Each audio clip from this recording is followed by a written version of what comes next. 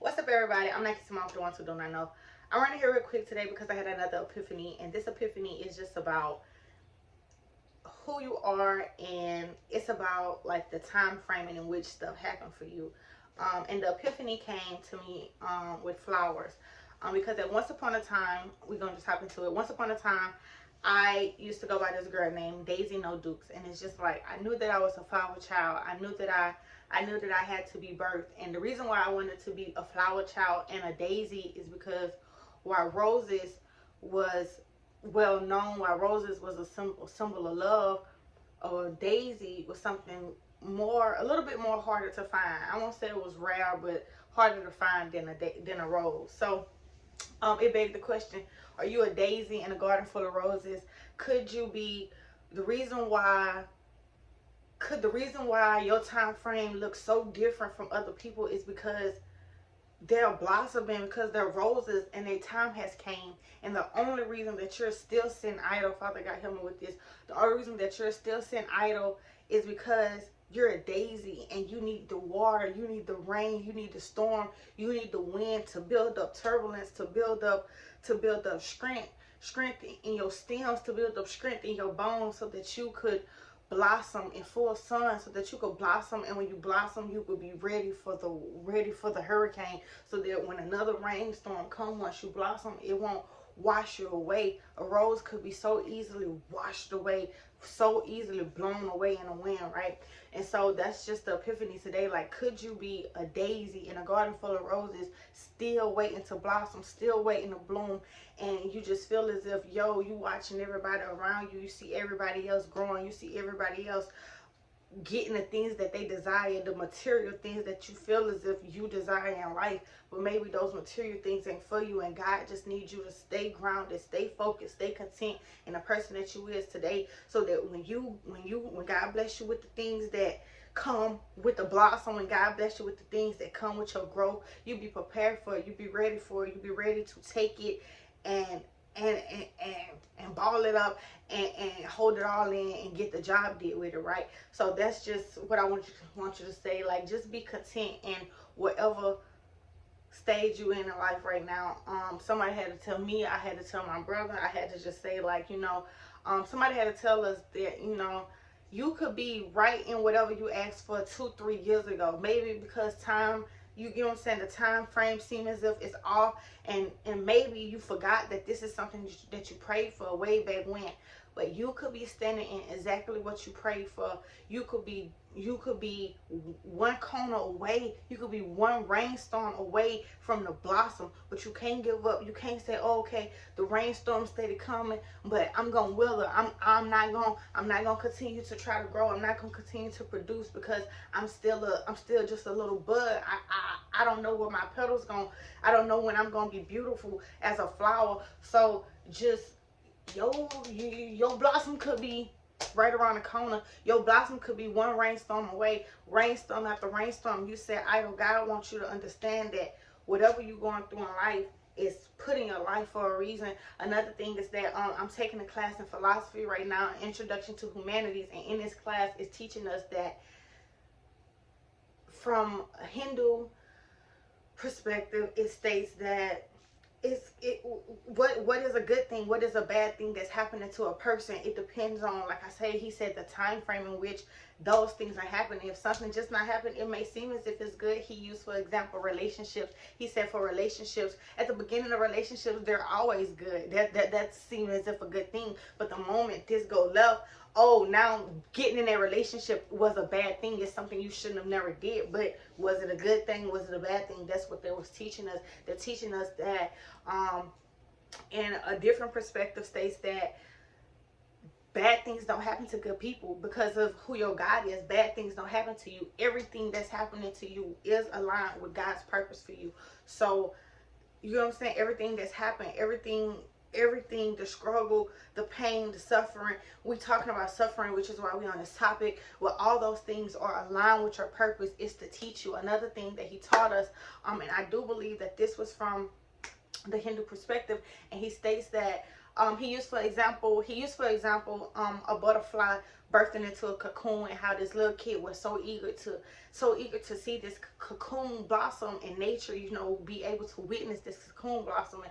And so he was just saying, like, you know, every day the little boy would go to school and see the cocoon, right? Fast forward the story. Every day the boy would go to every day the boy would go to school to on his way to school, he'll stop and witness the cocoon to see if it has grown, right? So boom, boom, boom, boom, boom, every day. And then a Saturday came, and the butterfly, he said, was finally, the caterpillar cocoon had finally got to die, and it was finally the time frame. It was finally the time to come for which the butterfly needed to blossom, and it was struggling to get out, right, struggling to get out. This the point of the story. He was struggling to get out, right? So the little boy ran inside, got some scissors, came back outside, let him and assisted the butterfly with getting out of the cocoon.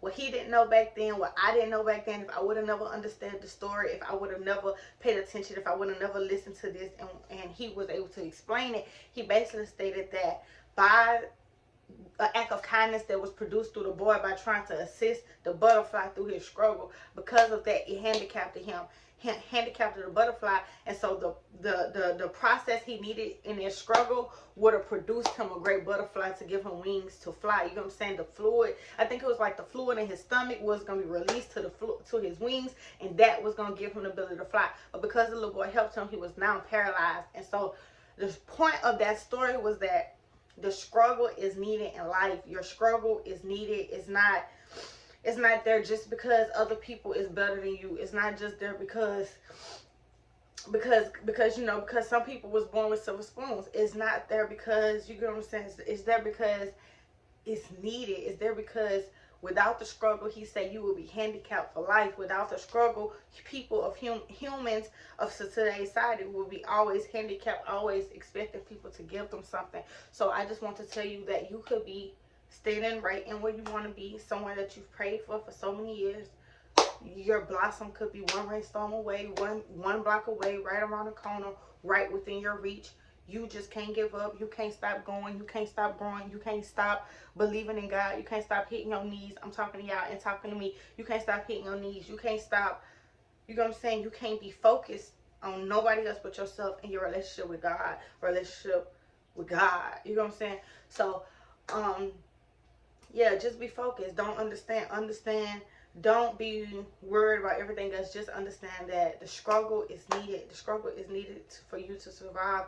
And so while everybody else blossoming, maybe they only needed a little struggle to become the person that God written them to be. Maybe the person on the other side of you needed every part of struggle. You get what I'm saying? Maybe they struggle is 10 times worse than yours. It's always somebody who struggle worse than yours. So that's another thing you got to remember. That's another thing you got to keep into account, that there's somebody always struggling. Your struggle is so important. You know what I'm saying? Your struggle is so important, but you gotta understand that it's needed. You can't take it with that. You can't take the struggle with a grain of salt. You gotta take the struggle with some sugar and realize that whatever this is, it's a part of the pavement to my railroad, to my road to success, to my road to my pathway to peace. It's a part of that, and because of that, it's something that I need to embrace. So whoever I am in this season, whoever I am that I asked God for all these years, like I say, you could be standing in it. You could be standing in it, and in the room that you ask God for, in the place, in the friendship that you ask God for, in the relationship that you ask God for, in the mind frame, in the heart, in the soul that you ask God for. You could be standing in it, or it could be one block away, right around the corner. So I just wanted to say, you could be a daisy in a garden full of roses, and that's why your story don't look like everybody else's. That's why you don't blossom when everybody else blossom. That's why you can't see the sun with your petals. That's why your petals ain't here to absorb the sun, because you need every piece of rain. You need every piece of rain to nourish the roots that's growing in the ground for you, so that God could get you sturdy, so that God could prepare you for the wind, the turbulence, the rain, the trials, the tribulations, the distractions that's going to try to come your way, that's going to try to come our way, that's going to try to come and destroy what God wants for us, that's going to try to come and destroy the purpose that we have for God. And you can't get distracted. Just know, if you ever feel distracted, and I'm finna get off of here, if you ever feel distracted, just say, Father God, I just come to you by head closed eyes, standing in need of prayer.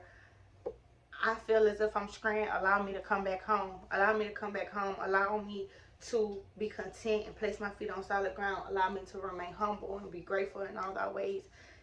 Whatever you need to say. If you need to look up a prayer, look it up. If you need to Google search it, Google search it. If you need to go to your favorite YouTuber, my favorites is Margaret Tracy J and Pastor Stephen Furtick.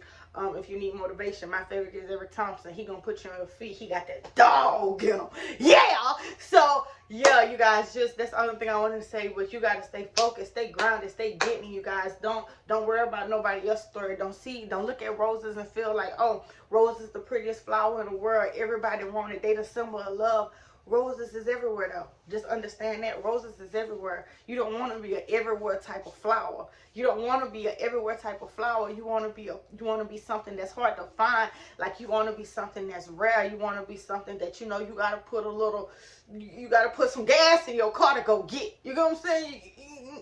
That's something I want you to say. So you could be a daisy in a garden full of roses.